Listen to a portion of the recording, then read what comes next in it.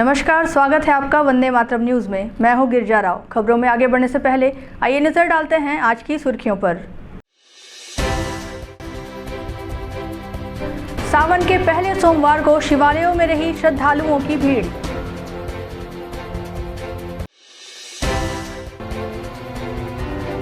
Corona के दौरान बंद हुई कोरबा रायपुर मेमू पैसेंजर का संचालन शुरू।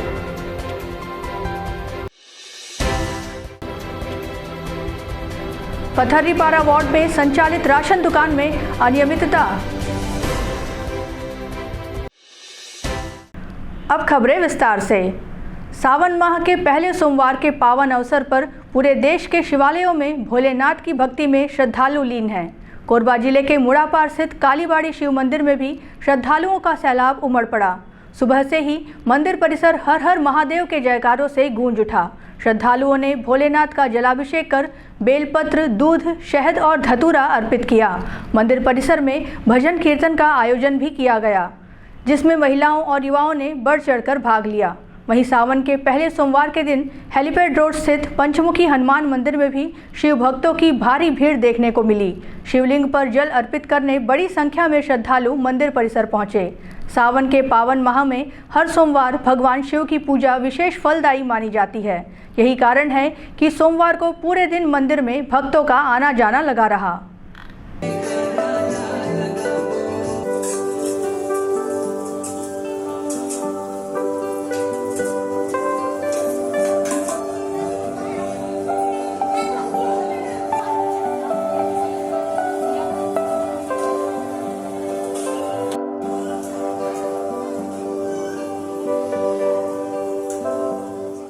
आज का विशेष दिन है। वैसे तो 11 तारीख से सावन लग चुका है। 11, 12, 13 और 14 तारीख है। 14 तारीख को श्रावणी सोमवार पड़ गया है। सोमवार होने के कारण लोगों की श्रद्धा शिव जी के लिए विशेष होती है और इस वर्ष 4 सोमवार ही पड़ रहे हैं, जिसमें लोगों की श्रद्धा अटूट है। इस वर्ष अभी पहला सोमवार जो पड़ा है, इसमें तो अच्छी भीड़ हुई है और लोग श्रद्धा से अपनी पूजा दर्शन कर रहे हैं, भगवान का अर्चना कर रहे हैं। हम भी प्रतिदिन 1 मास पर्यंत रुद्राभिषेक सुबह कर लेते हैं, 5:30 से करते हैं, 7:30 बजे रुद्राभिषेक भी चलता रहा और उसमें भी काफी लोग आए हुए थे और अच्छी तरह से भगवान का रुद्राभिषेक हुआ है और पूजा चल रही है। भगवान का प्रसाद बट रहा है। यही भगवान की श्रद्धा है। सोमवार होने के कारण इसे भगवान शिव जी को लोग मानते हैं और श्रद्धा के कारण भगवान को पूजने के लिए विशेषकर सोमवार को ही आते हैं। श्रद्धालु कितनी भीड़ है यहाँ पे? बता दिया सोमवार की। अब तो कोई गिनती वाली भीड़ तो नहीं है कि 100 है कि 500 है कि 200 है, मगर भीड़ है, अच्छी भीड़ है। काफी भीड़ निकल चुकी है और भीड़ चल रही है। भीड़ तो है ही है, काफी अच्छी भीड़ चल रही है और पूजा अर्चना चल रही है। शाम तक चलेगी, रात को 10 बजे तक चलेगी। 9-10 बजे तक भीड़ अच्छी रहेगी, चलते रहती है निरंतर। आज सावन का पहला दिन है और मैं अपने परिवार के साथ यहाँ मंदिर में भोले बाबा की पूजा करने आई थी और भोले बाबा को दूध, दही, बेलपत्र ये सब चढ़ाई हूँ और बहुत अच्छा लगा कि यहाँ पे श्रद्धालुओं की बहुत भीड़ लगी है। आज सावन का पहला दिन है। 14 जुलाई 2025 का सावन का पहला दिन है और आज सभी को आना चाहिए मंदिर। आज पूजा करना चाहिए और आप लोग हमेशा आते हैं? हाँ, हम लोग हमेशा आते हैं और सबको आना चाहिए। भगवान शिव से मांगना चाहिए, वो सबकी सुनते हैं और हर चीज़ों की मतलब जो मांगते हैं ना भगवान से, वो सारी चीज़ें मतलब पूरी करते हैं वो। सावन के पवित्र माह में सोमवार के दिन शिवालयों में भक्तों का तांता देखने को मिला। खासकर जिले में पाली का शिव मंदिर छत्तीसगढ़ के सबसे प्राचीन शिव मंदिरों में से एक है। इस शिव मंदिर का निर्माण 1200 साल पहले हुआ था। जितना पुराना इस शिव मंदिर का इतिहास है, उतनी ही अटूट यहाँ आने वाले शिव भक्तों की आस्था है। राज्य भर से लोग प्राचीन शिव मंदिर में दर्शन करने आते हैं। भारतीय संस्कृति और यहाँ के राजा महाराजाओं की गौरवशाली विरासत का यह प्राचीन शिव मंदिर जीता जागता प्रमाण है। खास तौर पर सावन के महीने में राज्य भर से भक्त यहाँ आते हैं और शिवलिंग पर जल अर्पित करते हैं। 9वीं शताब्दी में बाणवंशीय राजा विक्रमादित्य ने इसका निर्माण कराया, जबकि 11वीं शताब्दी में कलचुरी वंश के शासक जाज्वल्य देव प्रथम ने मंदिर का जीर्णोद्धार कराया था।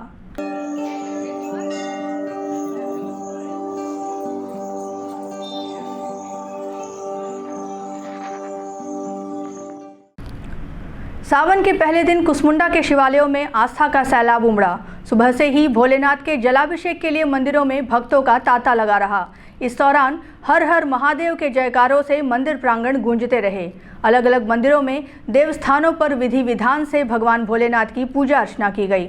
शिवालयों में बड़ी संख्या में भक्तों ने शिवलिंग पर जल, दूध, बेलपत्र, धतूरा आदि अर्पित कर परिवार के लिए मंगल कामना की। सुबह से मंदिर में कीर्तन किया गया। आदर्श नगर के अनिल महाराज ने कहा कि दूर दूर से भक्त मंदिर में बड़ी संख्या में जलाभिषेक करने आ रहे हैं। सोमवार को भगवान शिव का विशेष दिन माना जाता है। शिवालय में विशेष रुद्राभिषेक किया जाएगा।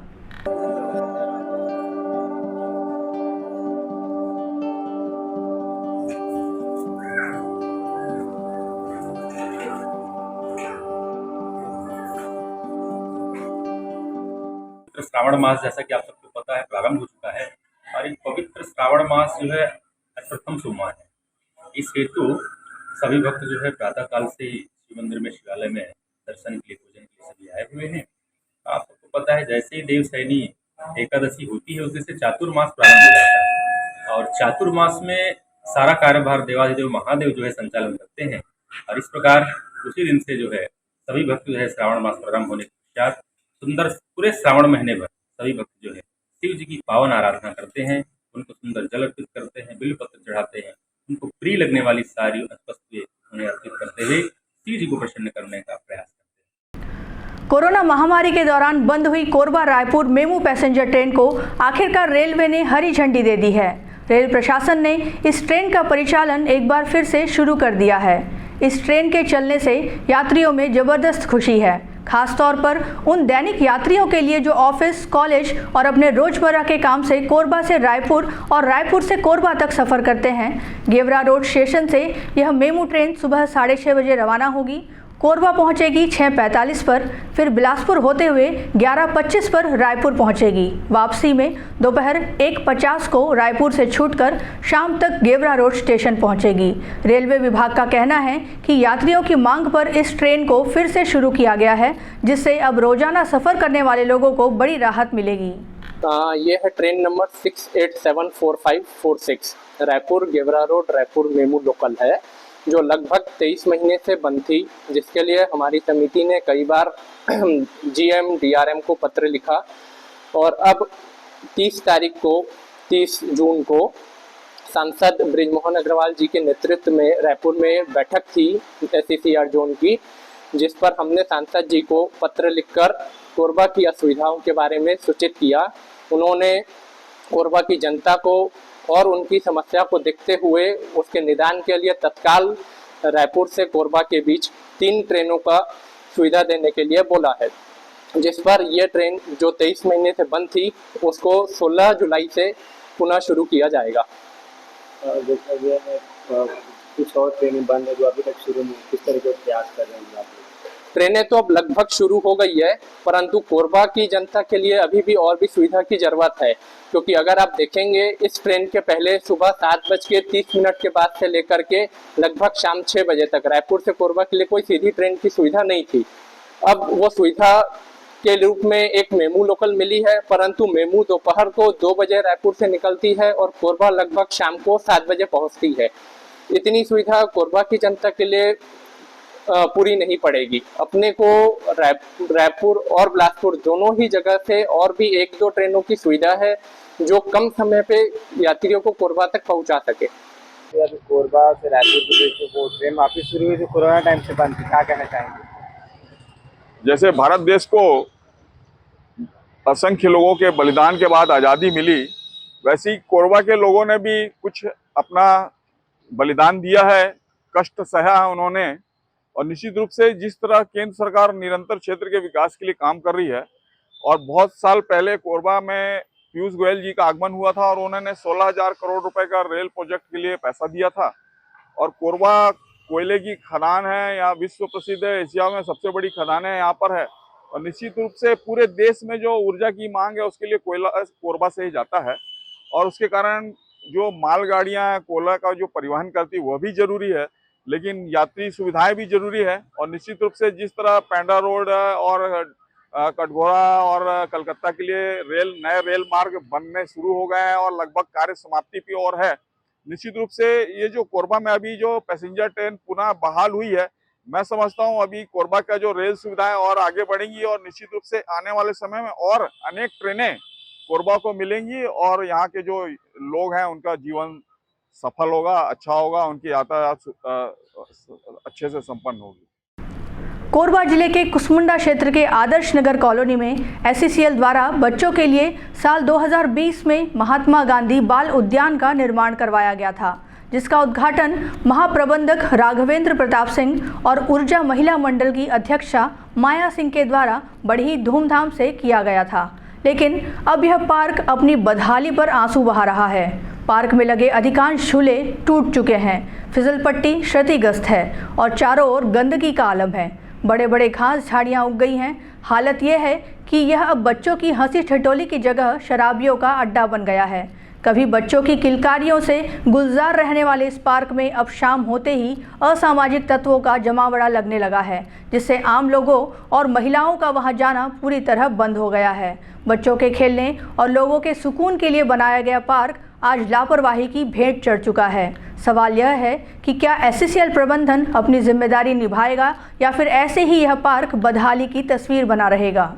समस्या ये है कि मैंने 17/4 को पत्राचार के माध्यम से SCCL को हमारे जो शॉपिंग सेंटर जो B-टैप के पास एक गार्डन है, जो अभी दारू का अड्डा, लड़कीबाजी का अड्डा बना हुआ है, उसको मैंने बंद करा के और उसको नवीनीकरण कार्य के लिए मैंने वो आवेदन दिया था। अभी तक उसमें किसी सुचारू रूप से कोई मुझे प्रतिक्रिया नहीं दिख रही है। वहाँ आए दिन लड़कीबाजी हो रही है, कहीं कोई लड़का लड़की लेके बैठ रहा है और दारू पीने का अड्डा हो गया है। कभी भी अप्रिय घटना वहाँ हो सकती है। इसलिए मैंने वो आवेदन दिया कि इसके ये बच्चों का मनोरंजन का केंद्र बना हुआ है और बना रहे। इसलिए मैंने उसको आवेदन दिया कि जल्द से इस गार्डन को जीर्णोद्धार कर और इसमें कार्य पुनः SCCL से किया गया। लेकिन अभी तक SCCL से इसमें कोई जू नहीं रेंग रहा है। तो कृपया करके मेरी SCCL से निवेदन है कि जल्द से जल्द इस कार्य को पूर्ण किया जाए, गार्डन को अच्छे ढंग से सुचारू रूप से किया जाए। जिस तरह से NTPC का गार्डन है, अदर कोरबा का गार्डन है, उस तरह से सुचारू रूप से चलाया जाए और CCTV कैमरा उपलब्ध कराया जाए। गार्डन में ही नहीं अपितु पूरा SCCL एरिया में, क्योंकि आए दिन चोरी होते ही जा रही है। देख रहे हैं आप, चोरी तो रुक नहीं रही है। तो इसलिए सुरक्षा के माध्यम से कम CCTV कैमरा भी लगा होना चाहिए। इसमें देखिए बना तो दिया गया है, लेकिन अभी तक उसका रख रखाव तो कुछ हो नहीं रहा है। महिला मंडल भी इसमें मुझे बोला गया है उनके द्वारा कि इसमें कुछ ना कुछ एक्शन लीजिए, कम से कम जाके बोलिए, इनके फॉलोअप लीजिए। लेकिन अभी तक SCCL कुछ नहीं कर। मैं 2 या 3 बार मैं जा चुका हूँ, वहाँ एरिया पर्सनल के पास जा चुका हूँ, सिविल साहब के पास जा चुका हूँ, लेकिन किसी तरह से कोई मुझे अभी संतुष्टिजनक जवाब नहीं मिला है। और यह नहीं मिलेगा तो मैं SCCL का धरना प्रदर्शन करूँगा।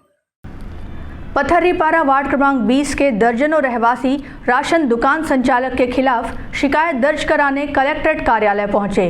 लोगों का कहना है कि वार्ड में संचालित शासकीय राशन दुकान में समय पर चावल और अन्य सामग्री का वितरण नहीं किया जा रहा है। ग्राहकों का आरोप है कि कई दिन तक दुकान बंद रहती है और कभी चावल तो कभी शक्कर व अन्य जरूरी सामान का स्टॉक नहीं होने की बात कहकर लौटा दिया जाता है। इससे गरीब परिवारों को काफ़ी दिक्कतों का सामना करना पड़ रहा है। लोगों ने कलेक्टर से मांग की है कि संबंधित राशन दुकान की जांच कर उचित कार्यवाही की जाए, ताकि समय पर सभी हितग्राहियों को शासकीय राशन उपलब्ध कराया जा सके। ये सोसाइटी का समस्या है, जो समय में राशन नहीं देते हैं। 10 तारीख के आओ, 15 तारीख के आओ पर घुमाते रहते हैं। 20 तारीख के बाद जाओ तो सर्वर डाउन रहता है उसका। उसके बाद फिर अब वो खत्म हो जाएगा या लास्ट महीने का, उसके बाद फिर अगले बार फिर जाओ तो वही समस्या। आप पिछले महीना क्यों नहीं आए तो आपका राशन नहीं मिलेगा। आपको कहीं शिकायत करना है करो, जो करना है करो, नहीं मिलेगा तो राशन। मारपीट नहीं करना है। एक जने को मारी है अभी। शासन का निर्देश है 3 महीने चावल एक साथ देना है, क्या आपको इसका लाभ नहीं? लाभ 2-4 तो दिया है, उसके बाद 1 महीना का राशन दे दिया। उसके बाद अभी राशन कम है, अगले बार आना, 15 तारीख के आना, 10 तारीख के आना, ये घुमाती रहती है वो। अभी तो 1 महीना का दिया है। ये राशन हम लोग को टाइम पे मिलता नहीं है। कभी बोलती है कि अभी राशन नहीं आया है, तो कभी शक्कर नहीं आया है, तो कभी चना नहीं आया है। ऐसे करते करते पूरा महीना पार हो जाता है। 20 तारीख के बाद आओ, 25 तारीख के बाद आओ, ऐसे करते करते फिर वो सामान कहाँ जाता है पता नहीं चलता। फिर अगले महीने जाओ तो बोलती है कि नहीं मिलेगा, आप पिछले महीने क्यों नहीं आए। हम आए थे तो हमको दिया नहीं, अब बोलते हैं कि क्यों नहीं आए। फिर उसके बाद APL का समस्या है। APL वाले लोग को तो फिर 25 तारीख के बाद ही आना बोलती है। 25 तारीख के बाद जाओ तो बोलती है स्टॉक में नहीं है, चावल ख़त्म हो जाता है। किन लोग को देती है वो चावल? APL वाले लोग को। जिन लोग 2-4 ऐसे लोग हैं जिन लोग चावल नहीं ले जाते हैं, केवल पैसा, हम लोग को इतना के हाँ इतना पैसा दे दो, वैसे लोग को बस देती है, बाकी लोग को नहीं देती है। तो हम लोग को यही समस्या है। और शिकायत करने से या बोलने से कि नहीं दीदी गलत कर रहे हो आप, ऐसा मत करो, हम लोग बोलते हैं तो बोलती है जिससे शिकायत करना है चंदा यादव। ये समस्या कब से बनी है?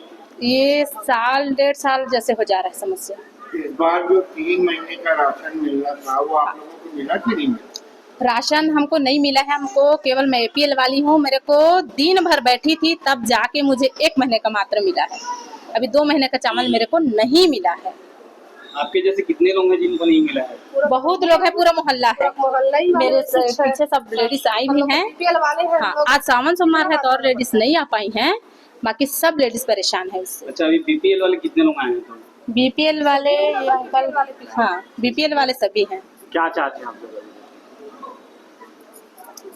चाह रहे हैं समय में राशन मिले और सभी सामान एक साथ मिले। हाँ, सभी भाई, सबका काम है, सबके घर में काम है, तो राशन एक साथ मिल जाए तो ज्यादा अच्छा है। क्या बोले? कलेक्टर साहब अभी फूड को दे दिए हैं, फूड वाले लोग को, उन लोग बोले हैं कि अभी फोन करेंगे करके, और कुछ नहीं बोले हैं अभी, केवल वैसे ही बोले हैं कि फोन करेंगे इस नंबर पे, मेरा नंबर दिया हुआ है, और बोले हैं कि फोन करेंगे, आप लोग रुको यहीं करके, अभी कुछ नहीं बोले हैं। अंतर्राष्ट्रीय कथावाचक भागवत भूषण पंडित प्रदीप मिश्रा जी की 12 जुलाई से 18 जुलाई तक कोरबा में हो रही शिव महापुराण कथा का सीधा प्रसारण पतंजलि चिकित्सालय श्री शिव औषधालय निहारिका महानदी कॉम्प्लेक्स प्रांगण में प्रतिदिन मध्याह्न 1 बजे से सायं 4 बजे तक किया जा रहा है।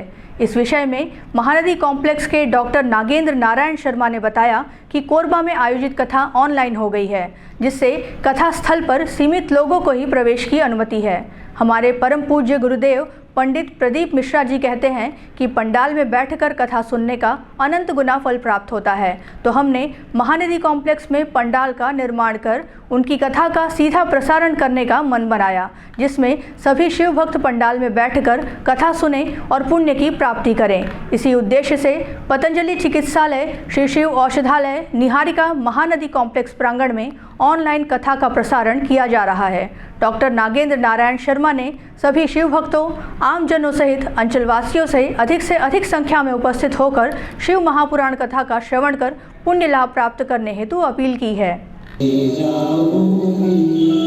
इधर से भगवान नारायण, इधर से भगवान शिव एक दूसरे को देख रहे हैं, एक दूसरे को निहार रहे हैं, दोनों की शुद्धता चली गई है।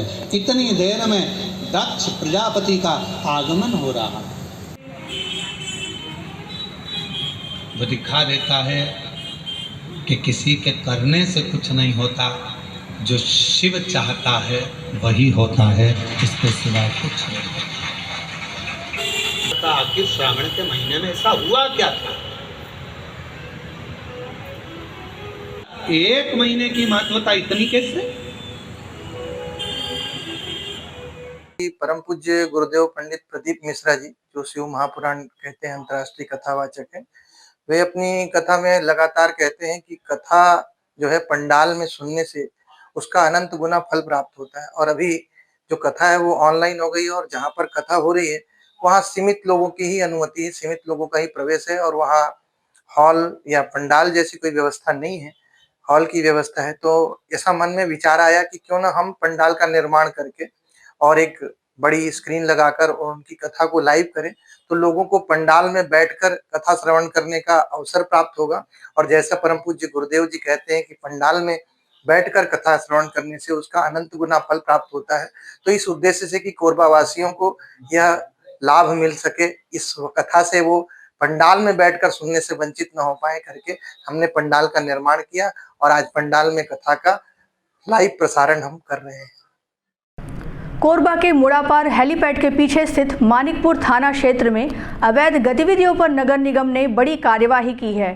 प्राप्त जानकारी के अनुसार हेलीपैड के पीछे एक झोपड़ी नुमा मकान में लंबे समय से अवैध रूप से नशीली पदार्थों की बिक्री की जा रही थी।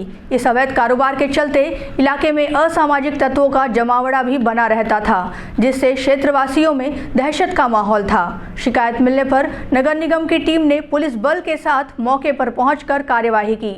मौके से अवैध सामग्री को जब्त कर झोपड़ी को हटाया गया। निगम अधिकारियों ने बताया कि इस तरह की अवैध गतिविधियों पर लगातार निगरानी रखी जा रही है और भविष्य में भी ऐसी कार्यवाहियां जारी रहेगी।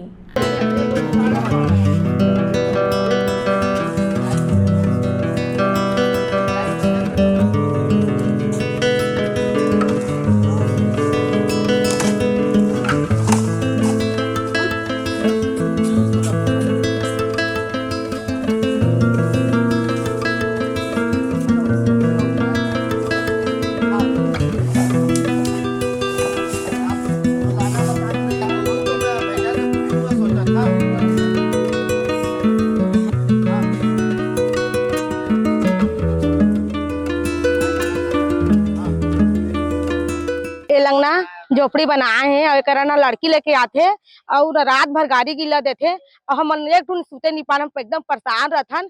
और ना लड़की लेके आथे और पूरा दारू महुआ गांजा दारू और 50 जिन 100 जिन लड़का आथे रोज गाड़ी में। दूठी मोहल्ला में दूठी घर में रहते ए पाके में घर बनाए तेमा रहते। हमन के जीव पूरा परेशान हो गए हावे। ए तुमन अच्छा तुमन करा है टोड़ा थे तब अच्छा लगा थे। सबके छोटे छोटे बच्चा है, आज हमार बच्चा दारू पी गांजा पी, हमन कहाँ करबो। सब इसने आज बड़े सियान उसने करते तब बच्चा मन के कहाँ हो ही, यही समझदारी नहीं है।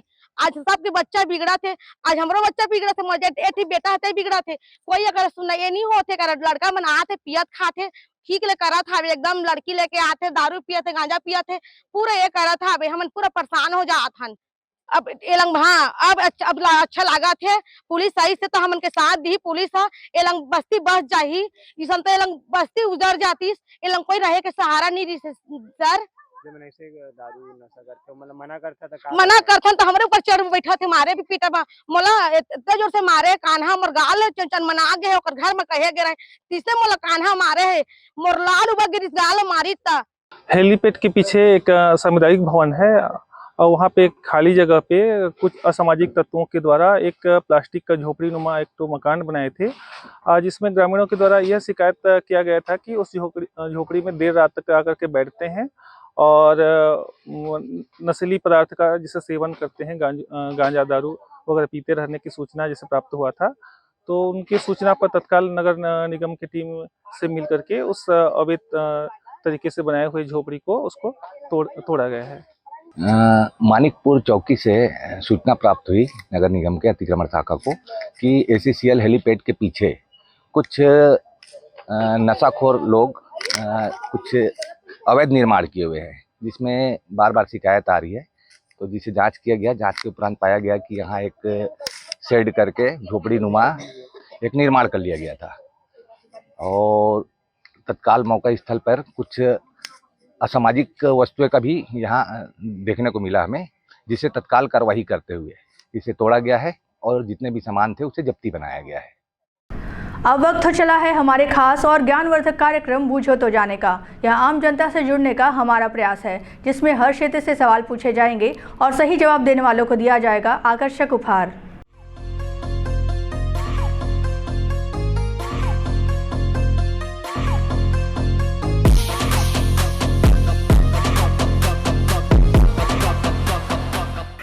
नमस्कार दर्शकों, आप सभी का स्वागत है आपके पसंदीदा कार्यक्रम पूछो तो जाने में। आज का हमारा सवाल है कि क्षेत्रफल के अनुसार छत्तीसगढ़ का सबसे बड़ा जिला कौन सा है। आज के हमारे विजेता को दिया जाएगा फिजिक्स वाला कोचिंग इंस्टीट्यूट की ओर से आकर्षक उपहार। तो आइए चलते हैं दर्शकों के बीच और जानते हैं आज के सवाल का जवाब। क्षेत्रफल के अनुसार छत्तीसगढ़ का सबसे बड़ा जिला कौन सा है? सबसे बड़ा जिला बिलासपुर है। नहीं सर, गलत जवाब है। कोई बात नहीं। आप कोरबावासी को मैसेज देना चाहेंगे? मैं क्या मैसेज दे सकता हूँ इसके बारे में, किस संदर्भ में? कुछ भी, आप जो भी बोलना चाहते हो नगरवासियों से। मैं ये कहना चाहता हूँ कि स्वच्छता बनाए रखें, बीमारियों से दूर रहें, ये संदेश देना चाहता हूँ। धन्यवाद। क्षेत्रफल के अनुसार छत्तीसगढ़ का सबसे बड़ा जिला कौन सा है? क्षेत्रफल के हिसाब से बस्तर होगा। नहीं सर, गलत जवाब है। कोई बात नहीं, आप कोरबा को मैसेज देना चाहेंगे? नहीं, अब मैसेज है कि अपना कोरबा ठीक रहे, अपने कोरबा में रहते हैं तो कोरबा का विकास हो, ये सबसे मेन है। बिल्कुल, धन्यवाद। क्षेत्रफल के अनुसार छत्तीसगढ़ का सबसे बड़ा जिला कौन सा है? कोरबा। नहीं, गलत जवाब है। कोई बात नहीं, आप कोरबा वासियों को मैसेज देना चाहेंगे? ठीक, कोई बात नहीं, धन्यवाद। क्षेत्रफल के अनुसार छत्तीसगढ़ का सबसे बड़ा जिला कौन सा है? रायपुर। नहीं, गलत जवाब। कोई बात नहीं, आप कोरबा वासियों को मैसेज देना चाहेंगे? ठीक, कोई बात नहीं, धन्यवाद। क्षेत्रफल के अनुसार छत्तीसगढ़ का सबसे बड़ा जिला कौन सा है? क्षेत्रफल के हिसाब से जांजगीर चांपा। नहीं सर, गलत जवाब है। कोई बात नहीं, आप कोरबा वासियों को मैसेज देना चाहेंगे? कोरबा वासियों को मैसेज देना चाहता हूँ कि जो यहाँ पर मुर्दापंथी करके पड़े हुए हैं या जीवन यापन कर रहे हैं या मेरे को क्या करना है ये सोच करके अपना जीवन यापन कर रहे हैं और आम जनता जो समस्याओं से जूझ रही है उस सब का कारण आम जनता प्रथम है। तो मेरा आपके चैनल के माध्यम से सारे आम जनता से, चाहे वो मेरा परिवार हो या अदर समाज के व्यक्ति हो या मेरे सामाजिक व्यक्ति भी हों, कोई भी कोरबावासी हो, जहाँ तक मेरी आवाज़ पहुँचती है उनसे मेरा हाथ जोड़कर सनम्र निवेदन है कि अपनी जनता जनार्दन जो है वो अपनी जवान को मुखरता से उठाए, अपनी समस्याओं के लिए लड़े और कहीं पर भी कहीं कोई दिक्कत आती तो जिला प्रशासन से उस समस्याओं का समाधान निकालने के लिए प्रयास करें। धन्यवाद सर। क्षेत्रफल के अनुसार छत्तीसगढ़ का सबसे बड़ा जिला कौन सा है? रायपुर। नहीं, गलत जवाब है। आपको पता है आंसर? बिलासपुर। नहीं, कोई बात नहीं, गलत जवाब है। क्षेत्रफल के अनुसार छत्तीसगढ़ का सबसे बड़ा जिला कौन सा है? जिला बिलासपुर। नहीं सर, गलत जवाब है। कोई बात नहीं, आप कोरबावासियों को मैसेज देना चाहेंगे? नहीं, कोई नहीं। ठीक, कोई बात नहीं, धन्यवाद। क्षेत्रफल के अनुसार छत्तीसगढ़ का सबसे बड़ा जिला कौन सा है? सबसे बड़ा जिला बिलासपुर। नहीं, गलत जवाब है। कोई बात नहीं, आप कोरबावासियों को मैसेज देना चाहेंगे? No ma'am. ठीक, थैंक यू। क्षेत्रफल के अनुसार छत्तीसगढ़ का सबसे बड़ा जिला कौन सा है? क्षेत्रफल के हिसाब से रायपुर होना चाहिए। नहीं सर, गलत जवाब है। कोई बात नहीं, आप कोरबावासियों को मैसेज देना चाहेंगे? जी, क्या मैसेज दूँ मैडम? ठीक, कोई बात नहीं, धन्यवाद। क्षेत्रफल के अनुसार छत्तीसगढ़ का सबसे बड़ा जिला कौन सा है? सबसे बड़ा जिला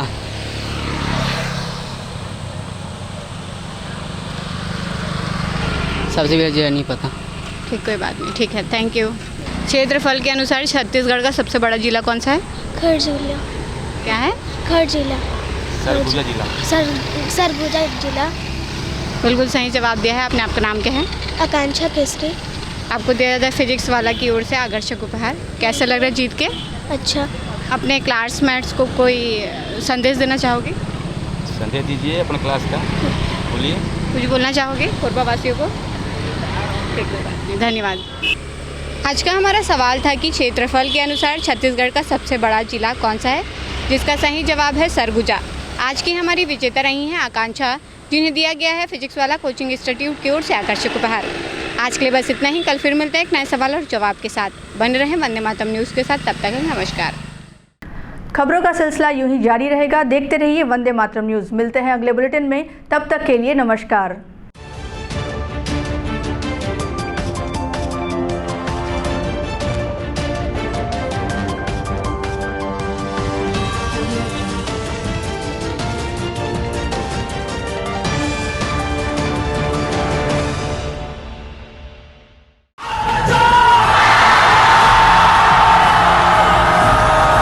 फाउंडेशन जेई नीट की तैयारी करने वाले स्टूडेंट्स और ड्रॉपर स्टूडेंट्स, अब आपके इंतजार पे पूर्ण विराम लगाने आ गया है फिजिक्स वाला आपके अपने शहर कोरबा में। अपने भविष्य को लेके चलिए एक सही राह पे फिजिक्स वाला के साथ। तो तैयार हो जाइए ऑफलाइन एजुकेशन में रिवॉल्यूशन के लिए। हमारा पता 2nd floor Shanti hero showroom, Kosabadi Chowk, Korba, Chhattisgarh.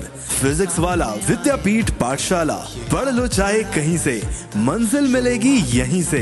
Session 2024 and 25. Admissions open for JEE, NEET and Foundations from classes 8th to 12th and droppers. अधिक जानकारी के लिए आप इस हेल्पलाइन नंबर पे कॉल कर सकते हैं 7880189145। Happy learning. Siddhi Vinayak hospital, a unit of orthopaedic surgery and trauma management. अब हड्डियों से संबंधित रोगों के उपचार के लिए कहीं और जाने की जरूरत नहीं। जटिल एवं असाध्य रोगों का सफल इलाज अब आपके अपने शहर में। घुटने व कूल्हे के जोड़ों का प्रत्यारोपण, जटिल फ्रैक्चर एवं जोड़ों का सफल ऑपरेशन, गठियावाद व जोड़ों के दर्द का उपचार, टेढ़ी मेढ़ी हड्डियों का बेहतर इलाज, हड्डियों की जन्मजात विकृतियों का उपचार।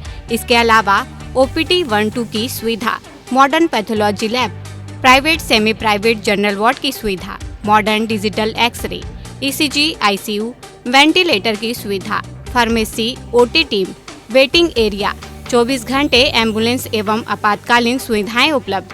हमारा पता Siddhi Vinayak hospital, doctor Shadalnath, plot number 52, Bluebird school के पीछे, कोसाबारी, कोरबा। इसके अलावा अब हमारा नया संस्थान सिद्धि विनायक प्राथमिक एवं ट्रामा सेंटर, उर्गा। इस केंद्र में फार्मेसी, एक्सरे, पैथोलॉजी व आपातकालीन चिकित्सा सुविधा उपलब्ध है। तो संपर्क करें। मोबाइल नंबर 9993000683, 9109488443, कोरबा के लिए 8120195179, उर्गा के लिए